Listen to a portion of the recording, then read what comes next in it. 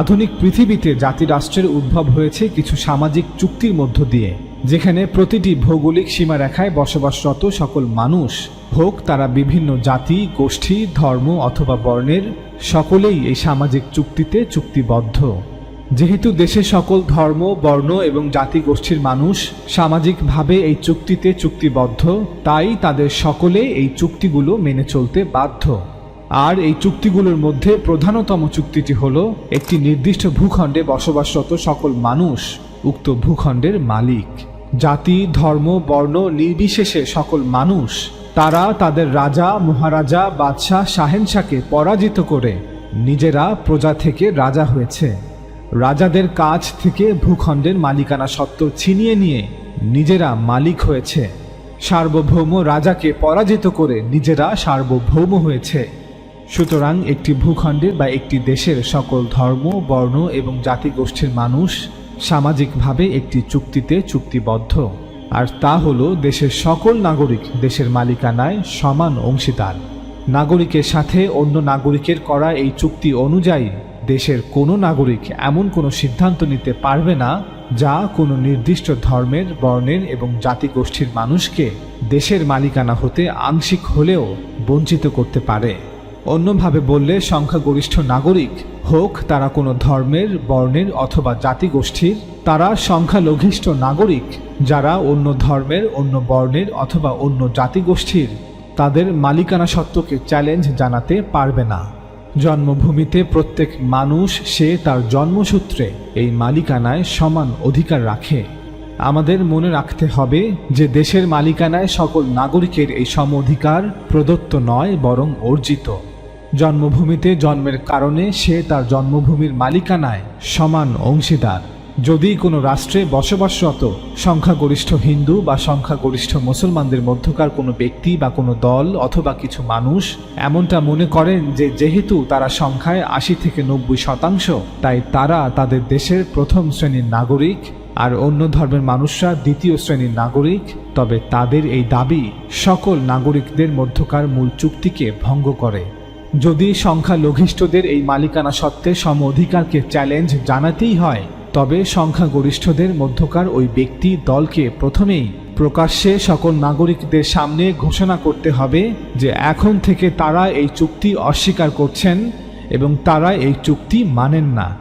তারা মানেন না যে কোনো দেশের সকল নাগরিক সমান হতে পারে।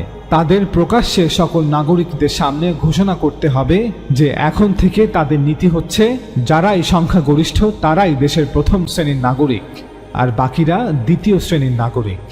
যদি কোনো দল বর্তমান বিশ্বে প্রতিষ্ঠিত গণতান্ত্রিক প্রক্রিয়ায় অংশ হতে চায়, তবে তাদেরকে এই ঘোষণা দিয়েই রাজনীতি করা উচিত। অন্যথায় তাদের উচিত জোর যার মুল্লুক তার এই নীতি প্রয়োগ করা, অর্থাৎ অনৈতিক পন্থায় সামরিক বল প্রয়োগ করে মানুষকে বাধ্য করতে হবে যেন রাষ্ট্রের সকল মানুষ এই চুক্তি ভঙ্গ করে এবং তাদের চাপিয়ে দেয়া নীতির আনুগত্য করে। চলুন একটি অ্যানালজির মাধ্যমে বিষয়টি স্পষ্ট করা যাক। ধরুন ১০ জন ব্যক্তি মিলে একটি ভূমি ক্রয় করল। যেহেতু এই ভূমিটি এই ১০ জন ব্যক্তি সমান পরিমাণ অর্থ প্রদান করে ক্রয় করেছে, তাই এই ভূমিতে প্রত্যেকের সমান মালিকানা থাকবে। তাদেরকে এই মালিকানা কেউ দান করেনি, বরং তারা তাদের এই মালিকানা সত্ত্ব অর্জন করেছে। এখন যদি এই ১০ জন ব্যক্তির মধ্যে ৭ জন কট্টর নাস্তিক হয় আর বাকি ৩ জন হিন্দু, বৌদ্ধ এবং খ্রিস্টান হয়, তবে এই ৭ জন নাস্তিক ব্যক্তি বাকি ৩ জনের মালিকানাকে চ্যালেঞ্জ তো করতে পারবেই না, এমনকি তারা তাদের কথায়, আচরণে বা ভঙ্গিতে এমন ভাব প্রকাশ করতেও পারবেন না যে এই ৭ জন নাস্তিক যেহেতু সংখ্যাগরিষ্ঠ তাই তাদের মালিকানা সত্ত্বের প্রকাশ বেশি স্পষ্ট থাকতে হবে, আর বাকি ৩ জন যেহেতু সংখ্যালঘিষ্ঠ তাই তাদের মালিকানা সত্ত্ব কিছুটা অস্পষ্ট হলেও সমস্যা নেই।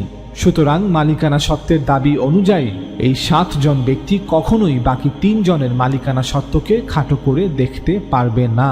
চ্যালেঞ্জ তো অনেক দূরের বিষয়। একইভাবে দেশের মালিকানায় সকল নাগরিকের এই মালিকানা সত্ত্বের অধিকার কারো দ্বারা প্রদত্ত নয়, বরং অর্জিত।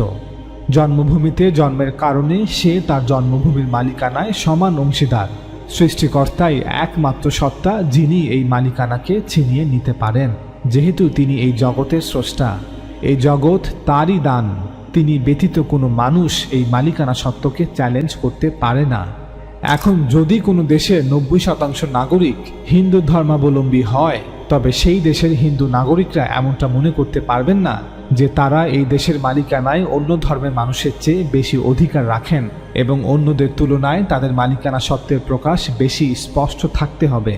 তারা তাদের কথায়, আচরণে বা ভঙ্গিতে এমন মনোভাব দেখাতে পারবেন না যে সংখ্যালঘিষ্ঠ নাগরিকদের মালিকানা সত্ত্ব কিছুটা অস্পষ্ট হলেও কোনো সমস্যা নেই।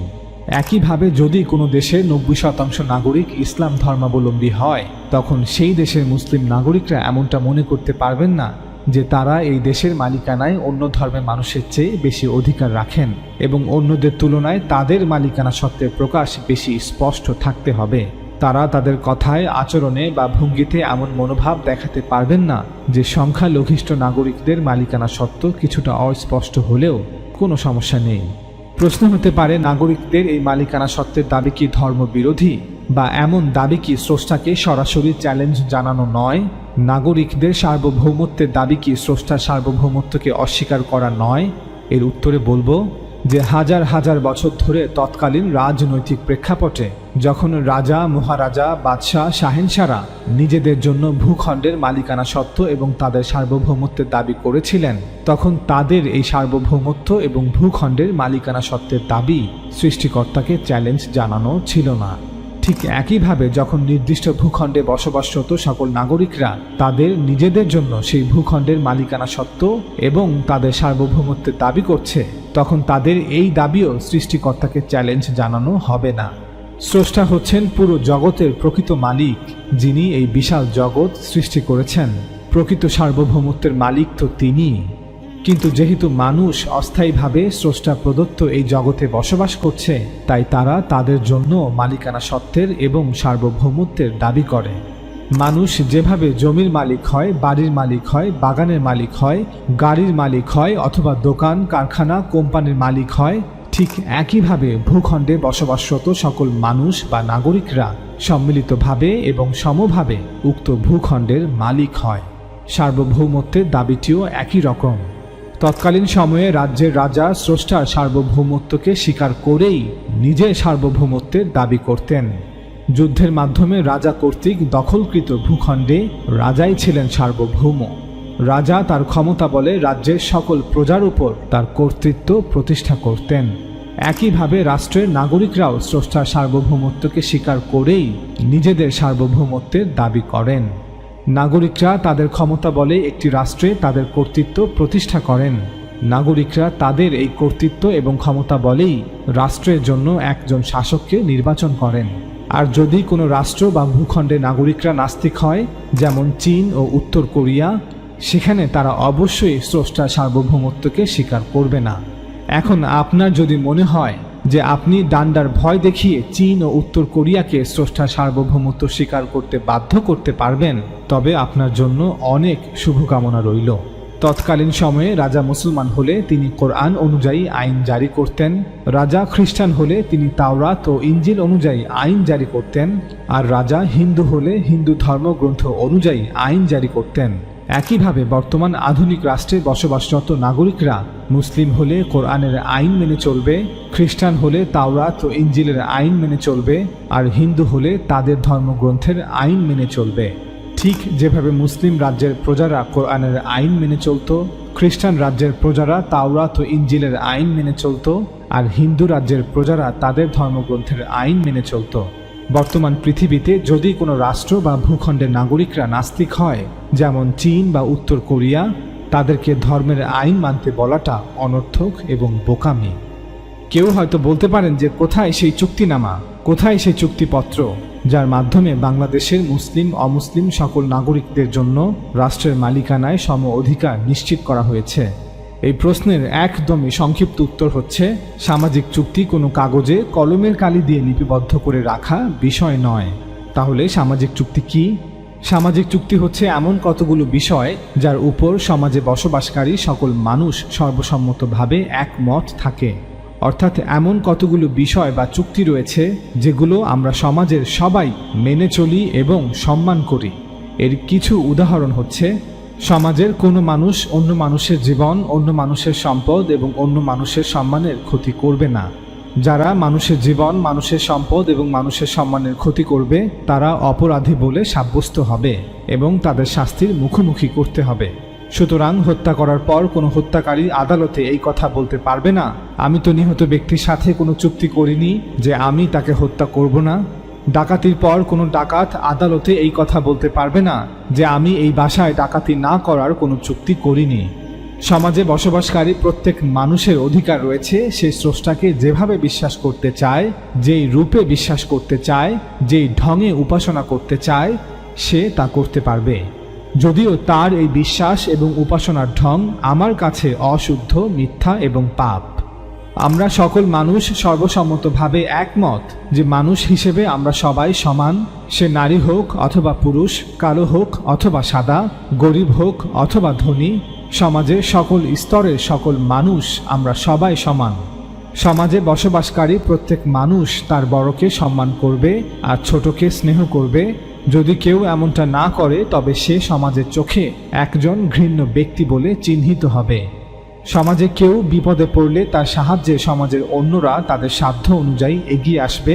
যদি কেউ তার সাধ্য থাকা সত্ত্বেও অন্যের বিপদে এগিয়ে না আসে তবে সে সমাজে ঘৃণ্য ব্যক্তি বলে চিহ্নিত হবে। এমন আরও অনেক বিষয় রয়েছে যার উপর সমাজে বসবাসকারী সকল মানুষ সর্বসম্মতভাবে একমত থাকে। এই সামাজিক চুক্তিগুলো আমরা সবাই মেনে চলি এবং সম্মান করি। সংক্ষিপ্ত উত্তর প্রদানের পর হয়তো এখনও অনেকের মনেই এই প্রশ্ন উত্থাপিত হবে যে আধুনিক রাষ্ট্রে বসবাসকারী নাগরিকদের মধ্যে বিদ্যমান সেই চুক্তিটি কোথায় এবং এই চুক্তি কখন কিভাবে অস্তিত্বে এলো। চলুন এবার এই প্রশ্নের একটি বিস্তারিত উত্তর দেয়া যাক। রাষ্ট্রে বসবাসকারী নাগরিকদের মধ্যে বিদ্যমান সেই চুক্তিটি কোথায় আছে তা খুঁজে বের করার জন্য আমাদের প্রথমে একটু জানতে হবে যে কি কি ধরনের রাষ্ট্র পৃথিবীতে ছিল এবং আছে, কিভাবে এই রাষ্ট্রগুলো অস্তিত্বে এলো, এই রাষ্ট্রগুলোর ভিত্তি কি ছিল। এই প্রশ্নগুলোর উত্তর পাওয়া গেলে আমরা রাষ্ট্রে বসবাসকারী নাগরিকদের মধ্যে বিদ্যমান সেই চুক্তিটিও খুঁজে পাব। চলুন তবে রাষ্ট্রের ধরন এবং এর ভিত্তি নিয়ে আলোচনা করা যাক। প্রায় 3000 বছর পূর্বে আরবের ভূমিতে একটি বিশেষ ধরনের রাষ্ট্র অস্তিত্বে আসে। এটি এমন রাষ্ট্র যা পৃথিবীর স্রষ্টা তার নিজের জন্য খাস করে নিয়েছেন। তিনি তার নিজের জন্য নির্ধারণ করেছেন। পৃথিবীর স্রষ্টা হিসেবে আল্লাহ তাআলা তার মহান আদেশে রিসালাতের বিশেষ বিধান অনুযায়ী এই রাষ্ট্রটি সৃষ্টি করেছিলেন। এই রাষ্ট্রটিকে এক ঈশ্বরবাদের মার্কাজ বা কেন্দ্র হিসেবে অস্তিত্বে আনা হয়েছিল। ফলে তাওহীদের অনুগত নয় এমন কেউ এই রাষ্ট্রে স্থায়ীভাবে বসবাস করতে পারত না। আর তা ছিল জেরুজালেম শহর ও তার চারপাশের অঞ্চল। 70 খ্রিস্টাব্দে এই রাষ্ট্রের অধিবাসীদের ধ্বংস করে দেওয়ার 600 বছর পর আল্লাহ তাআলা জাজিরাতুল আরব অর্থাৎ মক্কা ও তার চারপাশের অঞ্চলে আরেকটি রাষ্ট্র প্রতিষ্ঠা করেন। পূর্বের ন্যায় এই রাষ্ট্রটিকেও রিসালাতের বিশেষ বিধান অনুযায়ী প্রতিষ্ঠা করা হয়েছিল, যা ছিল বিশুদ্ধ এক ঈশ্বরবাদের মার্কাজ বা কেন্দ্র। ফলে তাওহীদের অনুগত নয় এমন কেউ কিয়ামত পর্যন্ত এই রাষ্ট্রে স্থায়ীভাবে বসবাস করতে পারবে না। তবে নাস্তিক অমুসলিমরা সেখানে জিয়ারতের উদ্দেশ্যে বা কোনো কাজে যেতে পারবে। রিসালাতের বিশেষ বিধান অনুযায়ী আল্লাহ তাআলা কর্তৃক বাছাইকৃত এই দুটি রাষ্ট্র সম্পর্কে অন্য কোনো ভিডিওতে বিস্তারিতভাবে আলোচনা করা হবে ইনশাআল্লাহ। দ্বিতীয় প্রকারের রাষ্ট্র ছিল রাজ্য আর সাম্রাজ্য। আমাদের মনে রাখতে হবে যে একটি রাজ্য একটি সার্বভৌম রাষ্ট্র যার রাষ্ট্রপ্রধান একজন রাজা। আবার একটি সাম্রাজ্য একটি সার্বভৌম রাষ্ট্র যার রাষ্ট্রপ্রধান একজন সম্রাট। এই রাজ্য এবং সাম্রাজ্যগুলো যুদ্ধ অভিযানে বিজয়ের মাধ্যমে প্রতিষ্ঠা করা হতো। পৃথিবীতে প্রায় 7000 বছর পূর্ব সময় হতে এই ধরনের রাষ্ট্রগুলো অস্তিত্বে আসা শুরু করে। দ্বিতীয় বিশ্বযুদ্ধ পর্যন্ত পৃথিবীতে এভাবেই যুদ্ধ অভিযানে বিজয়ের মাধ্যমে এই ধরনের রাষ্ট্রগুলো প্রতিষ্ঠা করা হতো। যখন কোনো রাজা বাদশাহ সিদ্ধান্ত নিত যে সে যথেষ্ট শক্তি অর্জন করেছে তখন অন্য ভূখণ্ডে আক্রমণ চালাতো। তৎকালীন সময়ে অন্য ভূখণ্ডে আক্রমণ চালানো খারাপভাবে দেখা হতো না, কারণ শক্তি থাকলে সে নিজেও অন্য ভূমিতে আক্রমণ করত। আমরা যখন ইতিহাস পড়ি তখন সাইরাস, আলেকজান্ডার, অশোকা বা চেঙ্গিস খানকে দোষারোপ করি না যে কেন তারা অন্য ভূখণ্ডে আক্রমণ করেছিল। ইতিহাস তাদেরকে বিজয়ী হিসেবেই উপস্থাপন করে। একইভাবে মুসলিম সাম্রাজ্য যেমন উমাইয়া সাম্রাজ্য, আব্বাসীয় সাম্রাজ্য, ওসমানী সাম্রাজ্য বা মুঘল সাম্রাজ্য, ইতিহাস তাদেরকেও দোষারোপ করে না। যে কেন তারা অন্য ভূখণ্ডে আক্রমণ করেছিল। আমাদের মনে রাখতে হবে যে সে সময় রাষ্ট্র এভাবেই তৈরি করা হতো। সেই রাষ্ট্রের রাজা এবং সম্রাটের সাথে মানুষের সম্পর্ক ছিল হাকেম এবং মেহকুম হিসেবে, অর্থাৎ শাসকের সাথে প্রজার সম্পর্ক। ব্রিটিশরা যখন ভারতবর্ষ শাসন করেছে তখন আমাদের পূর্বপুরুষরাও তাদের প্রজা ছিল। দ্বিতীয় বিশ্বযুদ্ধ পর্যন্ত পৃথিবীতে এমন অসংখ্য রাজ্য আর সাম্রাজ্য সৃষ্টি হয়েছে। এই রাষ্ট্রগুলোর সীমানা যুদ্ধের জয় পরাজয় ঠিক করে দিত। বিজয়ী হলে রাষ্ট্রের সীমানা বৃদ্ধি পেত, আর পরাজিত হলে রাষ্ট্রের সীমানা কমে আসত।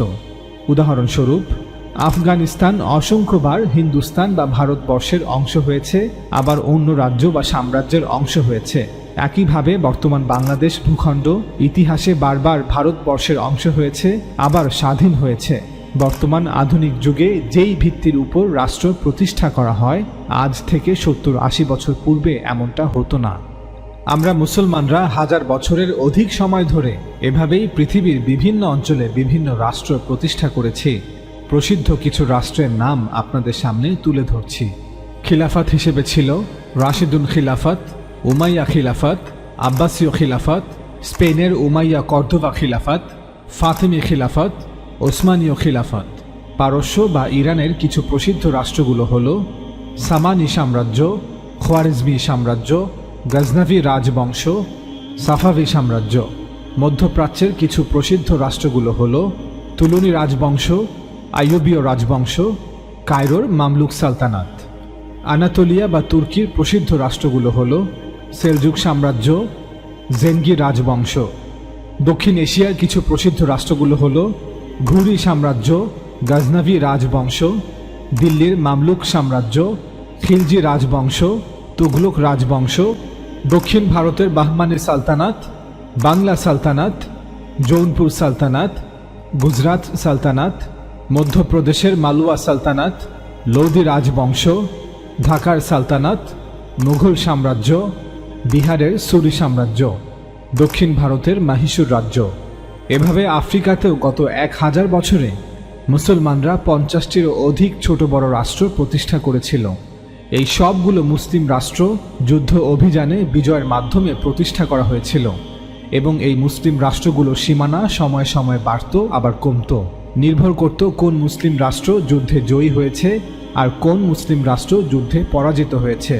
তৎকালীন সময়ে গোটা পৃথিবীর সকল রাষ্ট্রগুলোতে রাজা মহারাজাদের সাথে জনসাধারণের সম্পর্ক সম অধিকারের ভিত্তিতে প্রতিষ্ঠিত ছিল না, হোক সেটা মুসলিম রাষ্ট্র অথবা অমুসলিম রাষ্ট্র। রাজ্যের শাসক ছিল হাকেম এবং রাজ্যে বসবাসকারী জনসাধারণ ছিল মেহকুম, অর্থাৎ স্বাধীন সার্বভৌম রাজার অধীনে বসবাসকারী জনসাধারণ। সে সময় আদর্শ রাজা বলতে তাকেই বোঝানো হতো যে তার প্রজাদের সাথে সদয় আচরণ করে, তাদের কষ্ট লাঘব করে। কিন্তু রাজা ও প্রজাদের মধ্যে সম্পর্ক কখনোই সমান ছিল না। সম অধিকারের ভিত্তিতে তাদের মধ্যে কোনো সম্পর্ক স্থাপিত হয়নি। রাজা সব সময় স্বাধীন সার্বভৌম ছিল আর প্রজারা ছিল তার অধীন। এর ব্যতিক্রম ছিল শুধু খোলাফায়ে রাশিদিনদের শাসনামল। খোলাফায়ে রাশিদিনদের শাসনামল নিয়ে অন্য কোনো ভিডিওতে বিস্তারিতভাবে আলোচনা করা হবে ইনশাআল্লাহ। 1500 খ্রিস্টাব্দ হতে দ্বিতীয় বিশ্বযুদ্ধ পর্যন্ত ইউরোপের কয়েকটি ধনী ও শক্তিশালী দেশ গোটা আফ্রিকা, দক্ষিণ আমেরিকা, এশিয়া এবং ক্যারিবীয় অঞ্চলে তাদের উপনিবেশ স্থাপন করে। এই ঔপনিবেশিক সাম্রাজ্যগুলোর রাজা বাদশাদের সাথে আফ্রিকা, দক্ষিণ আমেরিকা, এশিয়ার মানুষের সম্পর্কও একই রকম ছিল, অর্থাৎ শাসকের সাথে প্রজাদের সম্পর্ক। তবে এই ইউরোপীয় শক্তিগুলোর উপনিবেশ প্রতিষ্ঠার পেছনে উদ্দেশ্য ছিল বৈষম্য, সহিংসতা এবং শোষণের মাধ্যমে অর্থনৈতিক আধিপত্য বিস্তার করা। এই ইউরোপীয় ঔপনিবেশিক সাম্রাজ্যগুলোর সীমানা যুদ্ধ অভিযানে বিজয়ের মাধ্যমে প্রতিষ্ঠা করা হয়েছিল, যেখানে সাম্রাজ্যগুলোর সীমানা সময়ে সময়ে বাড়ত আবার কমত। তৃতীয় প্রকার রাষ্ট্র হল নেশন স্টেট বা জাতিরাষ্ট্র। ইতিহাসের অনেকগুলো ধাপ অতিক্রম করে ধীরে ধীরে জাতিরাষ্ট্রের ধারণা অস্তিত্বে আসে। জাতিরাষ্ট্রকে অস্তিত্বে আসার জন্য এটা আবশ্যক ছিল যে রাজতন্ত্রকে দুর্বল করে দিতে হবে। এজন্য পশ্চিম ইউরোপে সর্বপ্রথম রিপাবলিক বা প্রজাতন্ত্রের ধারণা জন্ম লাভ করে। প্রজাতন্ত্র হলো এমন একটি সরকার ব্যবস্থা যেখানে সর্বোচ্চ ক্ষমতা থাকে জনগণের হাতে। বিপরীতে রাজতন্ত্র হলো এমন একটি সরকার ব্যবস্থা যেখানে সর্বোচ্চ ক্ষমতা থাকে রাজার হাতে। সর্বপ্রথম 1517 খ্রিস্টাব্দে জার্মানিতে রোমান ক্যাথলিক চার্চের বিরুদ্ধে প্রোটেস্ট্যান্ট রিফরমেশন মুভমেন্ট বা প্রোটেস্ট্যান্ট সংস্কার আন্দোলন শুরু হয়, যার নেতৃত্বে ছিলেন জার্মান ধর্মযাজক মার্টিন লুথার। পরবর্তীতে সুইস যাজক জন কালভা এবং অন্যান্য অগ্রবর্তী প্রোটেস্ট্যান্ট সংস্কার আন্দোলনকারীরা এই আন্দোলন অব্যাহত রাখেন। এরপর ইংল্যান্ডে 1648 খ্রিস্টাব্দে শুরু হয় ইংলিশ রেভলিউশন, যা 1688 খ্রিস্টাব্দ পর্যন্ত চলমান থাকে, যেখানে রাজতন্ত্রের সাথে বিপ্লবীদের একটি চুক্তি সম্পাদন হয় যে গ্রেট ব্রিটেনে রাজতন্ত্রও থাকবে, পাশাপাশি বিপ্লবীরা একটি প্রজাতন্ত্র প্রতিষ্ঠা করে রাষ্ট্র পরিচালনা করবে। এরপর 1765 হতে 1791 সালের মধ্যে ঘটে আমেরিকান রেভলিউশন, যেখানে ব্রিটিশদের পরাজিত করে আমেরিকানরা একটি স্বাধীন প্রজাতান্ত্রিক রাষ্ট্র গঠন করে। 1789 সালে সংঘটিত হয় ফ্রেঞ্চ রেভলিউশন বা ফরাসি বিপ্লব, যা পরিপূর্ণভাবে রাজতন্ত্রকে বিলুপ্ত করে দেয়। ইউরোপে রাজনৈতিক প্রেক্ষাপটের এই আমূল পরিবর্তনের পেছনে পুঁজিবাদী ব্যবস্থাকে মূল শক্তি হিসেবে দায়ী করা হয়, কারণ ইতিহাসের এই অধ্যায়কে ভালো করে পর্যালোচনা করলে দেখা যায় যে ইউরোপে রাজতন্ত্র এবং সামন্ততন্ত্র যতটুকু দুর্বল হচ্ছিল, পুঁজিবাদী অর্থনীতি এবং পুঁজিবাদী শ্রেণী ঠিক ততটুকুই শক্তিশালী হয়ে উঠেছিল। অর্থাৎ নগর সভ্যতা ও বাণিজ্যের প্রসারের ফলে পুঁজিবাদী অর্থনীতির প্রসার ঘটেছিল। পুঁজিবাদী অর্থনীতির প্রসারের কারণে পুঁজিবাদী শ্রেণী শক্তিশালী হচ্ছিল এবং পুঁজিবাদী শ্রেণী শক্তিশালী হওয়ার কারণে রাজতন্ত্র এবং সামন্ততন্ত্র দুর্বল হয়ে পড়েছিল। অর্থাৎ রাজতন্ত্র দুর্বল হওয়ায় পুঁজিবাদী শ্রেণী লাভবান হয়েছিল। এর প্রমাণ হচ্ছে ইংলিশ রেভলিউশন, আমেরিকান রেভলিউশন অথবা ফ্রেঞ্চ রেভলিউশন, এই তিনটি সফল রেভলিউশনের পর গঠিত প্রজাতন্ত্রে সাধারণ গরিব, কৃষক এবং শ্রমিক শ্রেণী তাদের ভোটাধিকার পায়নি। সে সমাজে ভোটাধিকারের জন্য যোগ্যতা হিসেবে সম্পত্তির মালিকানা প্রমাণ করতে হতো। এই নিয়মকে বলা হতো প্রপার্টি কোয়ালিফিকেশন বা সম্পত্তির যোগ্যতা। এই বিপ্লবগুলির ইতিবাচক অর্জন ছিল যে তারা রাজতন্ত্র থেকে সাধারণ মানুষকে মুক্ত করেছিল, কিন্তু এর নেতিবাচক দিকটি হল পুঁজিবাদী শ্রেণী শক্তিশালী হয়ে উঠেছিল। অবিভক্ত ভারতে ব্রিটিশ শাসনামলে মুসলিম লীগ ও কংগ্রেস যেসব নির্বাচনে অংশগ্রহণ করেছিল, সেখানেও সাধারণ মানুষ তাদের ভোটাধিকার প্রয়োগ করতে পারেনি। এই নির্বাচনগুলো ক্ষমতাশালী, প্রভাবশালী ও বিত্তশালীদের মধ্যে সীমাবদ্ধ ছিল। কার্ল মার্কসের যুগে 1838 সালে লন্ডন শহরে দি চার্টিস্ট মুভমেন্ট শুরু হয়। সেখানে প্রায় 1,50,000 শ্রমিক তাদের ভোটাধিকারের জন্য একত্রিত হয়েছিল। এই আন্দোলন ছিল শ্রমিক শ্রেণীর দ্বারা চালিত প্রথম কোনো গণ আন্দোলন। শ্রমিকদের এই চার্টারের মূল দাবি ছিল সকল পুরুষের ভোটাধিকার থাকতে হবে এবং প্রপার্টি কোয়ালিফিকেশন বাতিল করতে হবে। সকল পুরুষরা ভোটাধিকার পেলেও তখন পর্যন্ত নারীদের ভোটাধিকারের বিষয়টি মানুষের চিন্তার জগতে জন্মলাভ করেনি। পরবর্তী 100 বছরে সংঘটিত বিভিন্ন ধারাবাহিক সমাজতান্ত্রিক আন্দোলনগুলোর কারণে নারীরাও তাদের ভোটাধিকার লাভ করে। একদিকে পুঁজিবাদী শক্তির সহায়তায় রাজতন্ত্রের পরাজয় এবং প্রজাতন্ত্রের বিজয়, অন্যদিকে শ্রমিক জনতার আন্দোলনের ফলে ভোটাধিকার এবং গণতন্ত্রের প্রতিষ্ঠা। এই সব কিছু একত্রে জাতিরাষ্ট্রের ধারণা অস্তিত্বে আসার পটভূমি তৈরি করে। এই পটভূমিতে প্রথম ও দ্বিতীয় বিশ্বযুদ্ধের পর ঔপনিবেশিকতার অবসান ঘটলে আমেরিকা এবং ইউরোপের বাহিরেও জাতিরাষ্ট্রগুলো একে একে অস্তিত্বে আসতে শুরু করে। আমাদের মনে রাখতে হবে যে গোটা পৃথিবীতে ঔপনিবেশিকতার অবসান কোনো যুদ্ধের মাধ্যমে ঘটেনি। উদাহরণস্বরূপ, ভারতবর্ষে ব্রিটিশ শাসনের অবসান ঘটাতে আমরা কোনো যুদ্ধ করিনি, বরং ব্রিটিশদের সাথে আমাদের একটি চুক্তি সম্পাদিত হয়।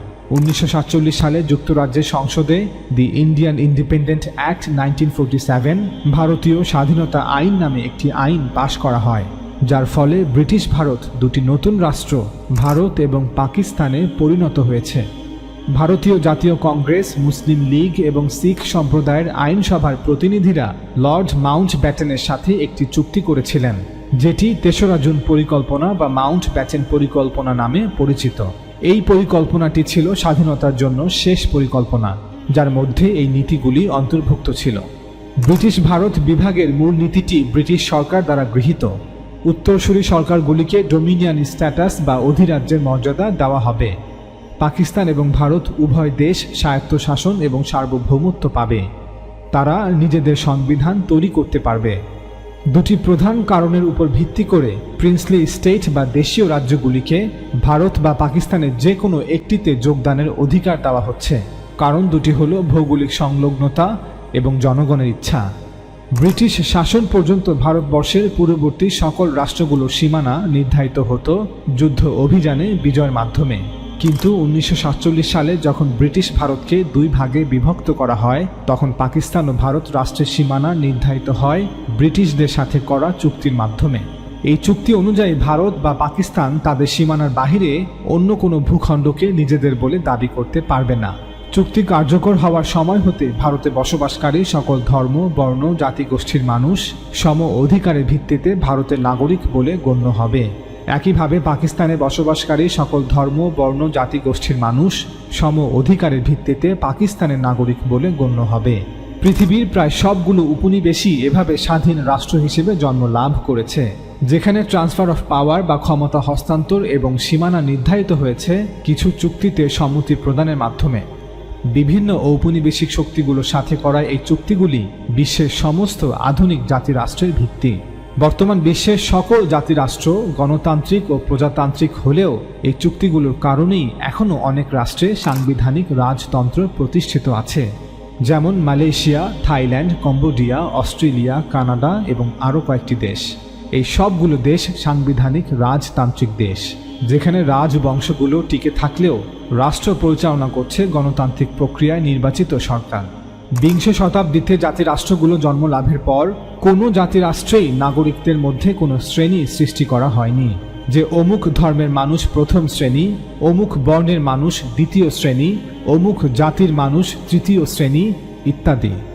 উদাহরণস্বরূপ, ভারত যখন 1947 সালের 15ই আগস্ট স্বাধীন হয়, তখন সে তার সংবিধানে হিন্দু নাগরিকদের প্রথম শ্রেণীর নাগরিক, মুসলমানদের দ্বিতীয় শ্রেণীর নাগরিক, বৌদ্ধদের তৃতীয় শ্রেণীর নাগরিক ঘোষণা করেনি। ভারতের হিন্দু নাগরিকরাও গত 70 বছরে কখনো একজোট হয়ে এমনটা দাবি করেনি যে সকল অহিন্দুদের সাংবিধানিকভাবে দ্বিতীয় শ্রেণীর নাগরিক ঘোষণা করতে হবে। মালয়েশিয়া বা ইন্দোনেশিয়া যখন স্বাধীন হয়ে জাতিরাষ্ট্র গঠন করে, তখন সে তার সংবিধানে অমুসলিম নাগরিকদের দ্বিতীয় শ্রেণীর নাগরিক ঘোষণা করেনি। মালয়েশিয়া এবং ইন্দোনেশিয়ার মুসলমানরাও কখনো একজোট হয়ে দাবি করেনি যে সকল অমুসলিমদের দ্বিতীয় শ্রেণীর নাগরিক ঘোষণা করতে হবে। অর্থাৎ সাংবিধানিকভাবে, সামাজিকভাবে এবং রাজনৈতিকভাবে পৃথিবীর সকল জাতিরাষ্ট্রেই নাগরিকরা দেশের মালিকানায় সমান অংশীদার। সম অধিকারের ভিত্তিতে তারাও দেশের মালিক। তবে প্রত্যেক ধর্মের কিছু কট্টরপন্থী উগ্রবাদীরা এই সামাজিক চুক্তিকে এখনও মেনে নিতে পারেনি। উদাহরণস্বরূপ, ভারতের কট্টর হিন্দুত্ববাদীরা, ইউরোপ ও আমেরিকার হোয়াইট সুপ্রিমেসিস্টরা, মুসলিম বিশ্বের উগ্রবাদীরা, মিয়ানমারের বৌদ্ধ উগ্রবাদীরা এবং ইসরায়েলের জায়নিস্ট উগ্রবাদীরা।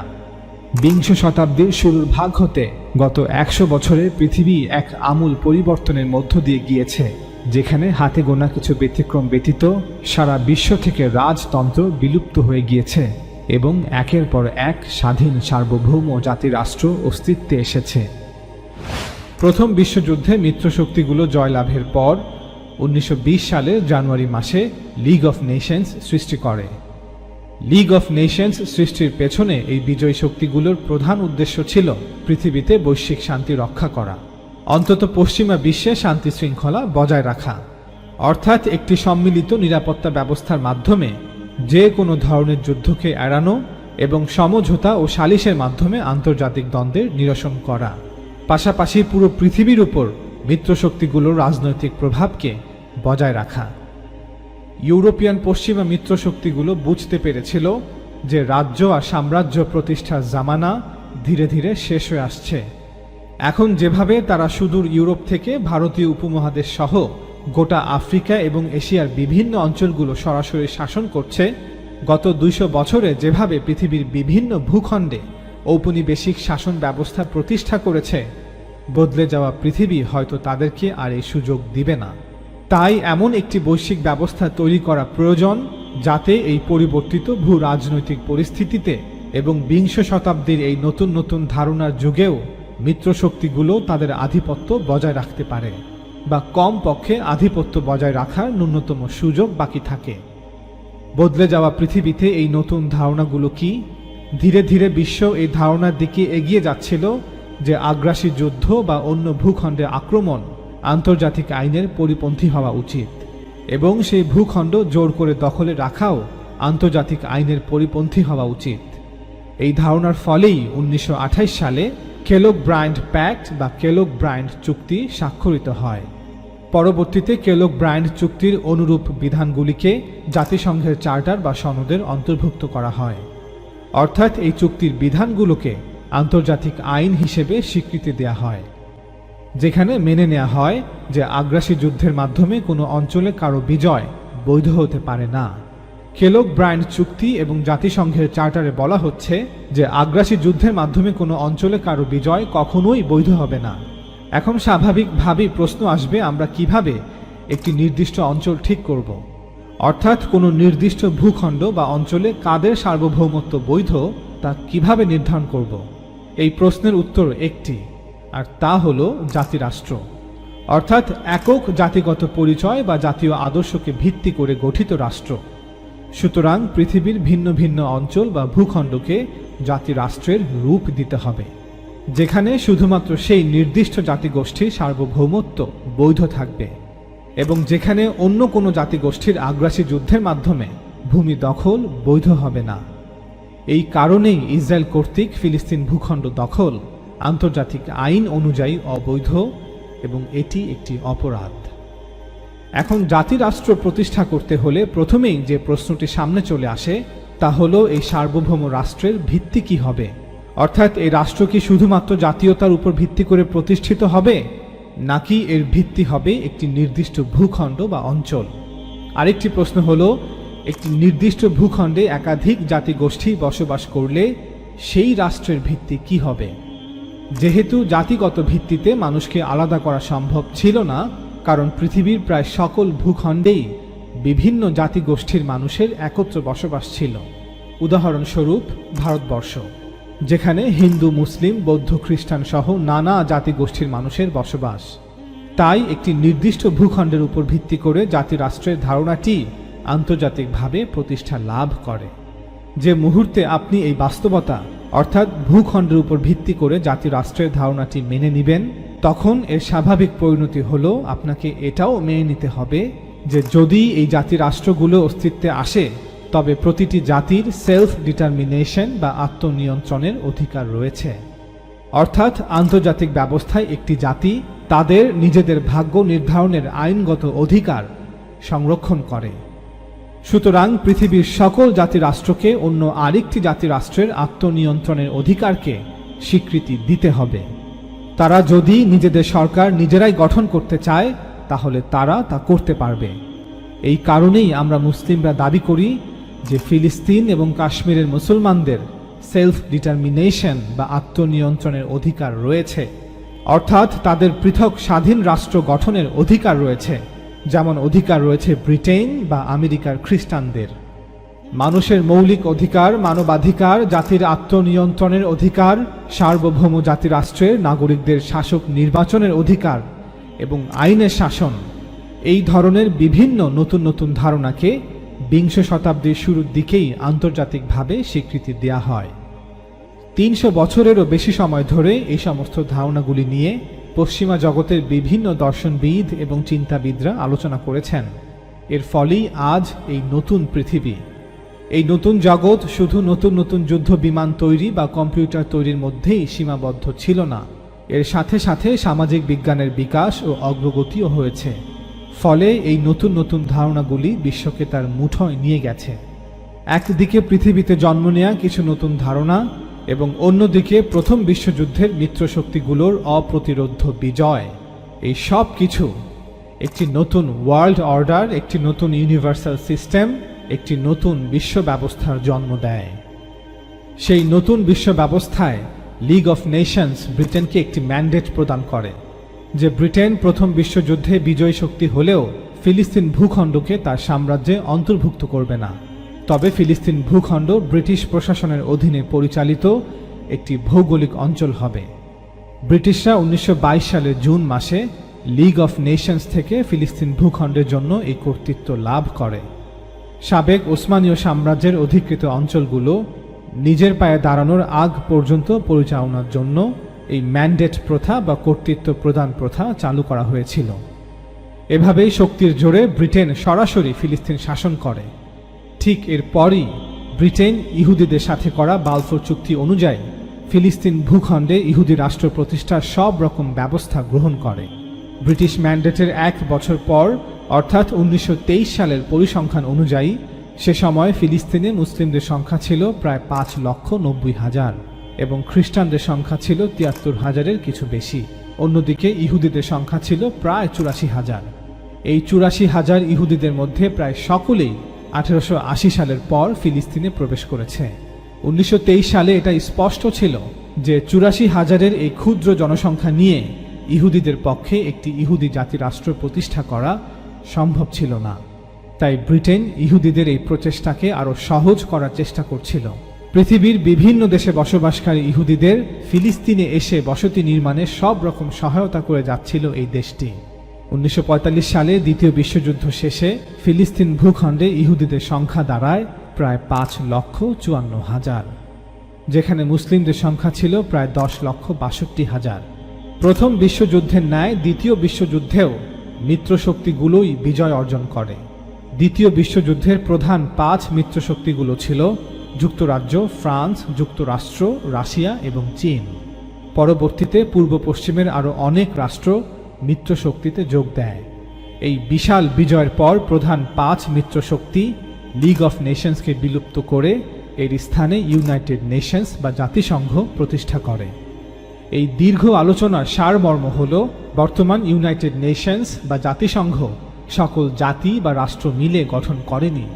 সকল দেশের সাথে সমানভাবে এই আন্তর্জাতিক নীতিগুলোর বিষয়ে আলোচনাও করা হয়নি।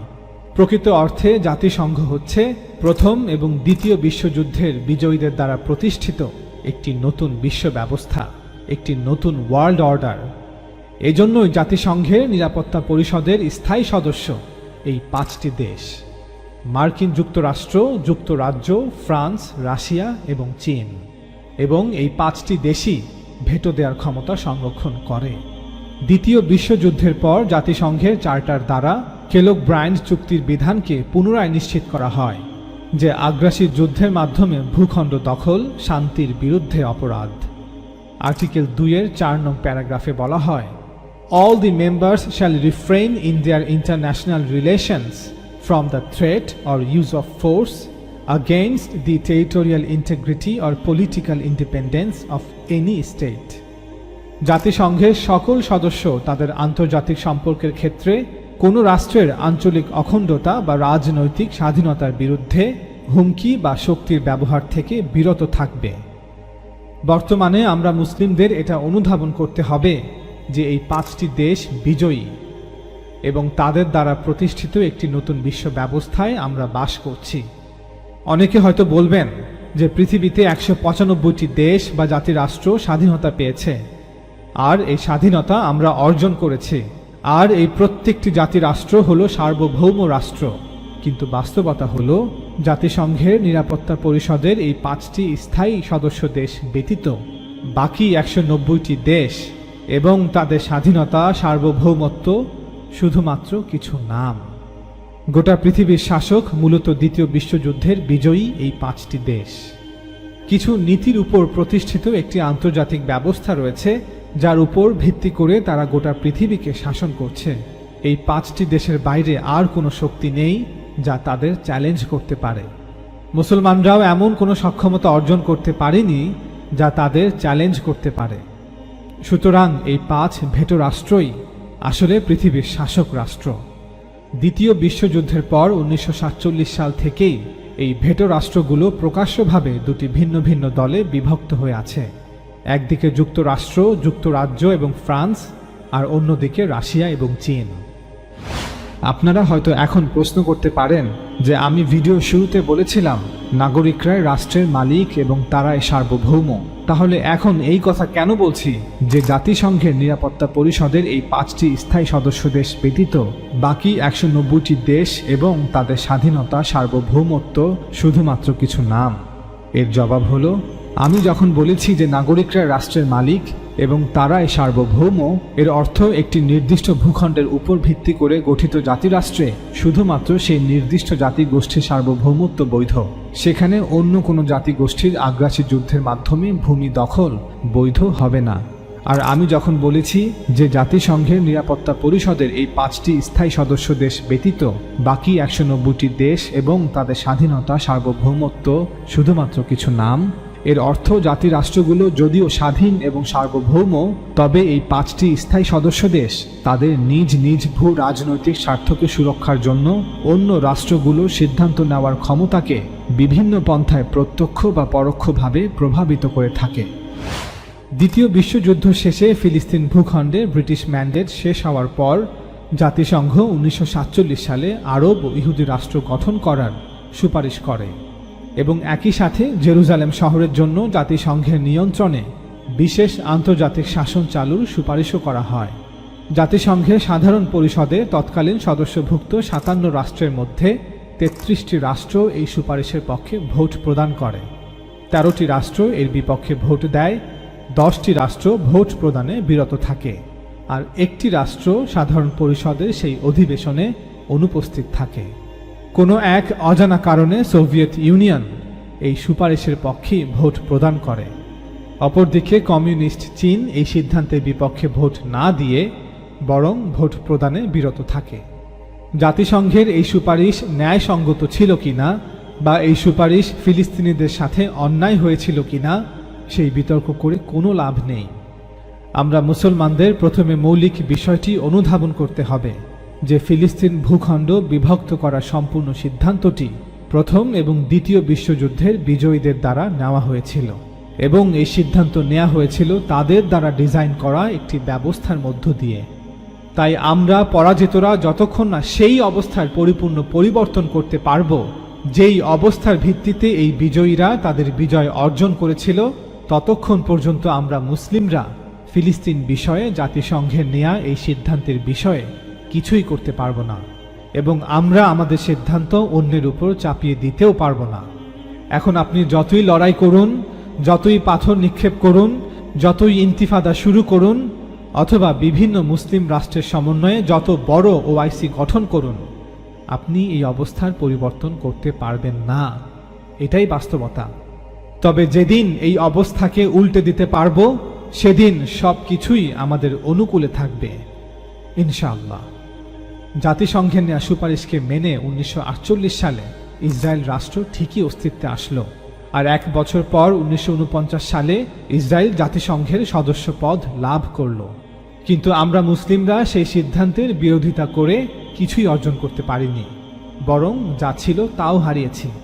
1967 সালের 6 দিনের যুদ্ধে ইসরায়েলি বাহিনী মিশরের কাছ থেকে গাজা ভূখণ্ড, জর্ডানের কাছ থেকে পশ্চিম তীর ও পূর্ব জেরুজালেম এবং সিরিয়ার কাছ থেকে গোলান মালভূমি ছিনিয়ে নেয়। এখন অবধি এই অঞ্চলগুলো ইসরায়েলি বাহিনীর নিয়ন্ত্রণে আছে, প্রত্যক্ষভাবে অথবা পরোক্ষভাবে।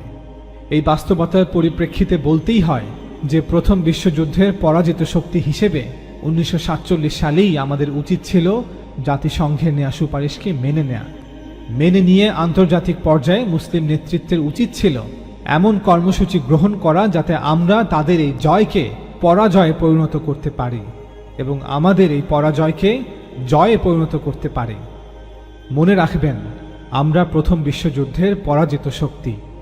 আমাদের জন্য উচিত ছিল তুলনামূলকভাবে বেশি কৌশলী হওয়া, কিন্তু আমরা কি করলাম? আমাদের অবস্থা এমন যে পাথরই তোমার কাছে আছে তা ছুঁড়ে মারো। এর ফলস্বরূপ আমাদের কাছে যা ছিল তাও হারিয়েছে, যা আছে তাও হারাচ্ছে। ফিলিস্তিনকে কেন্দ্র করে বিগত 70 বছরে আমাদের দ্বারা গৃহীত কর্মপরিকল্পনাগুলো কোনোভাবেই মেনে চলার উপযুক্ত নয়। আমাদের বুঝতে হবে যে ফিলিস্তিন বিভাজন আন্তর্জাতিক পর্যায়ে নেওয়া একটি সিদ্ধান্ত। এই সিদ্ধান্তকে উল্টে ফেলার জন্য আমাদের সেই একই সংগ্রাম করতে হবে যা পশ্চিমের জাতিগুলো বিগত 300 বছর ধরে করেছে। যেদিন আমরা তাদেরকে এই প্রতিযোগিতায় পরাজিত করতে পারব, সেদিন আবার আমাদের সিদ্ধান্তগুলো তাদের উপর চাপিয়ে দিতেও পারব। আশা করি আমরা মুসলিমরা সততার সাথে এবং বাস্তবসম্মতভাবে উপরে বর্ণিত বিষয়গুলোকে পর্যালোচনা করব তবেই উপযুক্ত সময় আসার আগ পর্যন্ত যতটুকু আছে তা রক্ষা করতে পারব।